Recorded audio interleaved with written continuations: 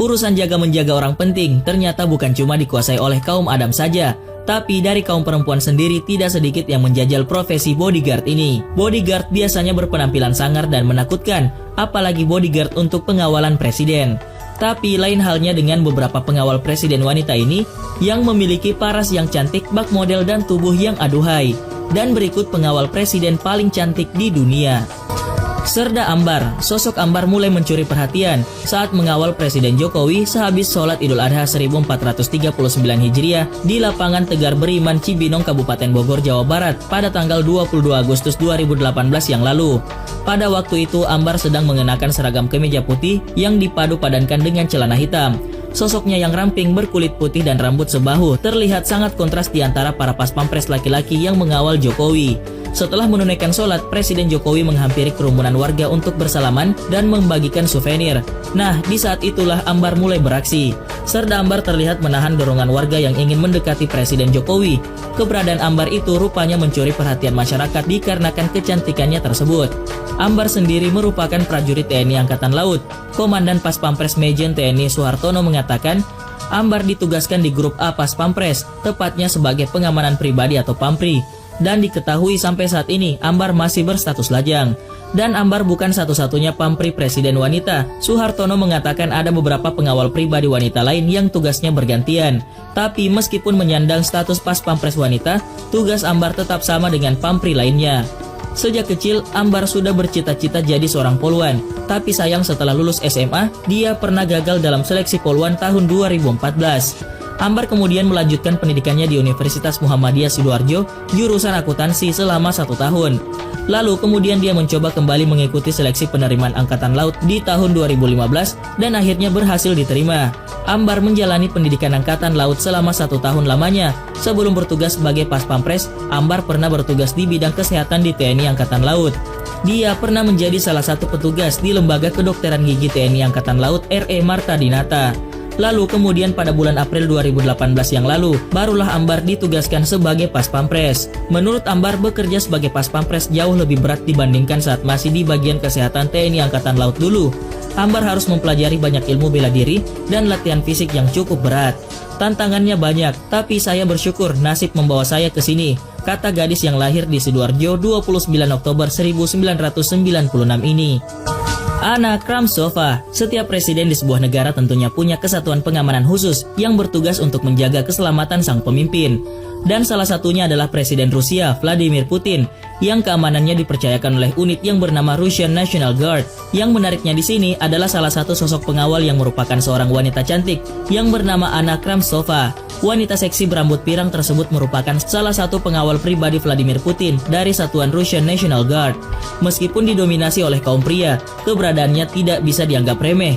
Selain memiliki kemampuan secara militer, Anna juga berhasil menorehkan prestasinya di ajang kontes kecantikan Rusia.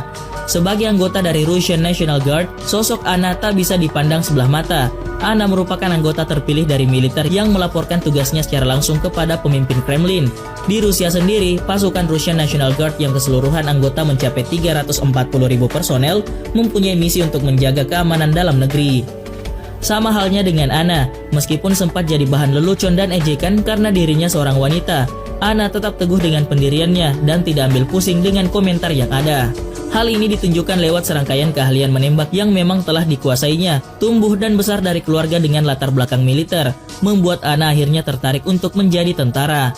Mengikuti profesi sanak familinya, itulah sebabnya dirinya bangga bisa mengabdikan diri dan diterima sebagai anggota Russian National Guard. Dia mengatakan dirinya bangga bisa mengikuti jejak kedua orang tuanya. Kedua orang tuanya juga sama-sama berseragam dan menekuni profesi sebagai polisi dan militer. Sebagai pengawal Putin, Anna bersama rekan-rekan anggota Russian National Guard memiliki tugas seperti mengamankan perbatasan, mengambil alih kendali senjata, memerangi terorisme, mengalahkan kejahatan terorganisir, melindungi ketertiban umum dan menjaga fasilitas penting negara. Bisa dibilang pasukan Garda Nasional itu merupakan kekuatan internal dari kemiliteran Rusia. Uniknya, meski Anna berstatus sebagai anggota pasukan pengawal kepresidenan, dia berhasil menjuarai sebuah kontes kecantikan bernama The Beauty of National Guard, khusus untuk tentara perempuan yang digelar oleh kemiliteran Presiden Vladimir Putin. Anna pun ikut ajang tersebut dan menjadi salah satu peserta dari 1.000 orang yang ikut berpartisipasi. Tidak disangka, nama Ana berada di atas dari data keseluruhan peserta wanita yang ikut dan berhasil keluar sebagai pemenang. Hal ini berdasarkan ketentuan penjurian yang menjadi aturan bagi kontes kecantikan tersebut, di mana juaranya ditentukan berdasarkan voting. Nama Ana diumumkan sebagai pemenang setelah berhasil merebut suara sebanyak 57.000 pemilih. Tidak hanya bermodalkan paras yang cantik dan bodi aduhai, sosok Ana di atas juga dikenal sebagai pasukan pengawal yang memiliki skill menembak yang mumpuni. Selain itu juga, Ana sukses menorehkan prestasi di sebuah ajang yang sama sekali bertolak belakang dengan dunia kemiliteran, yaitu dunia kecantikan. Lee Suryeon, wanita 34 tahun ini bergabung dengan pasukan pengamanan presiden atau Pas Pampres di Blue House, yaitu sebuah istilah yang sama untuk White House di Amerika Serikat. Selama 10 tahun menjadi anggota Pas Pampres wanita pertama di negeri gingseng itu. Tapi setelah 10 tahun mengabdi pada negara, Lee Suryeon memutuskan banting setir ke dunia hiburan untuk menjadi seorang aktris. Rekan kerja ataupun teman-teman Lee berusaha mencegah dirinya melakukan keputusan yang mengubah 180 derajat hidupnya itu. Tapi dia tetap kukuh ingin terjun ke dunia akting dan resmi pensiun di tahun 2013. Lee Suryeon sebenarnya sangat menyenangi seni bela diri sedari kecil. Setelah menyelesaikan pendidikan tinggi bahasa Inggris dan bekerja sebagai reporter, Lee melamar untuk menjadi salah satu anggota bodyguard Presiden Korea Selatan. Dia mengatakan latihan fisik untuk pekerjaannya tersebut sangat ketat.